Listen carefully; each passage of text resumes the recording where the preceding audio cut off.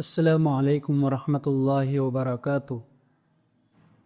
امید کرتا ہوں کہ آپ سبھی حضرات خیر و عافیت سے ہو گئے۔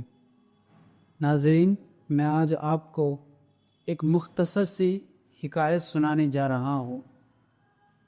حضرت عمر بن عبدالعزیز رحمۃ اللہ علیہ کے زمانے میں ایک شخص نے ان سے ملاقات کی اور ان کے گھر کے معاشی حالات کے اعتبار سے ان سے گفتگو کی، ان سے بات چیت کی۔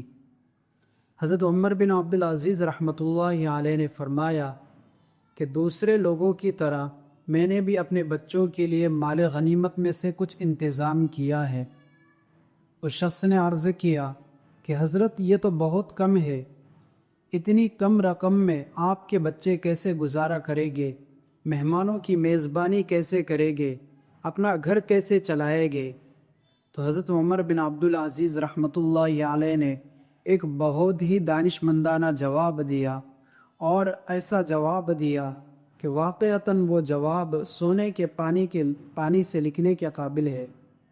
انہوں نے فرمایا کہ میں اپنے بچوں کی دنیا بنانے کے لیے اپنی آخرت کو تباہ و برباد نہیں کر سکتا۔ ناظرین، اس حکایت سے ہمیں اس بات کا پتہ چلتا ہے کہ دوسروں کی اور خاص طور پر اپنے بیوی بچوں کی دنیا بنانے کے لیے اپنی آخرت کو تباہ کر لینا یہ بہت بڑی نادانی ہے۔ ہم ان کے لیے اس دنیا سے کما کر ضرور جائیں، لیکن انہیں ہم حلال کھلائیں۔ ان کی دنیا بنانے کے لیے ہم انہیں حرام نہ کھلائیں، حرام مال و دولت اکٹھی نہ کریں۔ یاد رکھیں کہ آپ تو دنیا سے چلے جائیں گے، لیکن اگر آپ نے حرام مال کمایا ہے تو آپ کے اولاد اس سے عیاشیاں کرے گی، اور اس کا حساب آپ کو قیامت کے دن دینا پڑے گا۔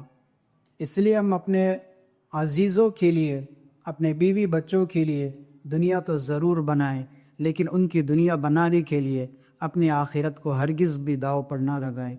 اللہ تبارک و تعالی سمجھ کر عمل کرنے کی توفیق عطا فرمائے۔